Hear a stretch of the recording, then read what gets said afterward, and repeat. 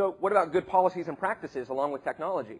We can institute policies, for example, that say, don't store sensitive data on a laptop. Or if you do, make sure that that laptop is encrypted or has other security controls applied.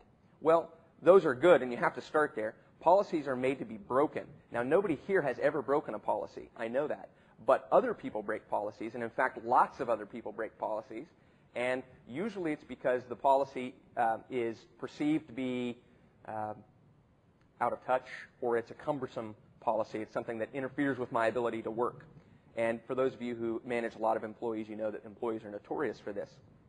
So a lot of organizations don't survey to find out how many policies, what the compliance rate is, how many people are actually following the good policies that may be in place. So what happens is you have a laptop that gets stolen. Well, we don't store data on laptops.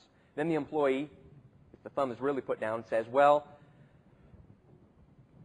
I did have a spreadsheet because I was on the airplane. There's no internet connectivity on the airplane. I needed to work on a few things. The system's really hard to work in, so I made a quick spreadsheet for a presentation that I had. Hotels.com has experienced this. Ernst & Young lost a laptop that had 200,000 Social Security numbers and records from the Hewlett-Packard company 401k. Somebody was there to make a presentation. He went in to get some dinner afterward, and he came back, and his car window was smashed. Well, policies seem to be made to be broken, and that provides the policymakers with the ability to fire somebody really easily. And I'm not an attorney, but we have an attorney, and I think you can probably confirm that when you have a good policy and somebody breaks it, you can fire them pretty cleanly. But the problem is that doesn't get your data back. So we still have to ask the question, how to deal with employees who don't follow policies even when we've got good policies in place. Another question to ask, I'm almost finished here, is to say, how can we prevent laptop theft in the first place? We can do all kinds of great things like encryption, laptop tracking, remote data erasure, remote data recovery, and so on. But wouldn't it be better, or wouldn't it be a very good thing, to actually prevent laptop theft in the first place, to help educate employees with simple ways? In fact, we've got some right here, some basic ways. There are quite a few more. These are some common ones. Some of these even actually seem like common sense. One of the problems with that is that if it's so common, I'm not sure why they're so rarely done. If you do some of these top 10, if you train employees, use some resources that we have and that others have to train employees on basic laptop security practices, you can dramatically reduce the laptop theft rate so that you're not one of these every 12-second laptop thefts. And wouldn't it be better to just keep the data from being stolen in the first place than to react, even if you have good security controls in place? We, for example, have experienced a 0.4% theft rate, which is 32 times lower than the average, just by implementing a few of some of our own advice.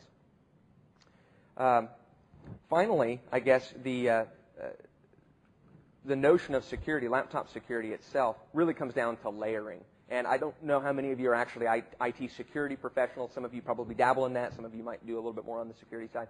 But most security professionals will agree, in fact, I would say just about all of them will agree, that the notion of a silver bullet is really fanciful. There's no silver bullet when it comes to security. Now, there are good security measures and weaker security measures, but you have to layer. You have to use a number of different controls. And some of the ones that we recommend are property marking. I mentioned that you walk into Starbucks, and if you're me and you get kind of obsessed with this sort of thing, you walk in and you immediately try to count how many laptops are within 15 feet, and you might try and check and see how many of those are marked. None of them are marked, usually. Maybe one.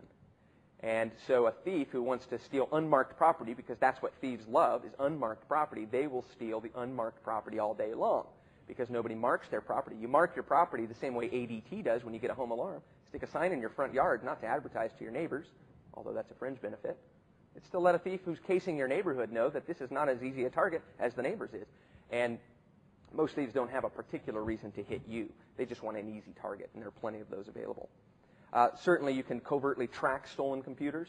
And so I saw that Baylor Health was already mentioned. They're one that was in the process of installing the technology to track and remotely erase data, but their laptop was stolen before they got that done.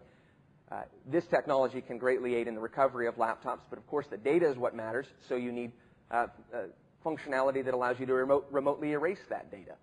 And that technology is available as well. Remotely delete it, remotely recover it. Sometimes organizations lose data that don't have a backup. I was actually meeting with a federal agency here in D.C. a little earlier this year and was surprised. They shall remain nameless, but I was surprised that all their agents out in the field, and it was not the FBI, but it's another organization that uses a type of agent. I said, well, you're probably not as interested in data recovery as opposed to data deletion, because I'm sure you have backups of all of these regularly. And they paused for a minute and they said, well, actually we don't. We don't back any of this stuff up. So we have a lot of casework being done, and if that laptop is lost or stolen, oftentimes we just don't have the data because we don't have a backup. So remote control data destruction and recovery are good, and tracing of ownership, just being able to trace the details of the laptop, as well as the ability to encrypt, laptop encryption itself.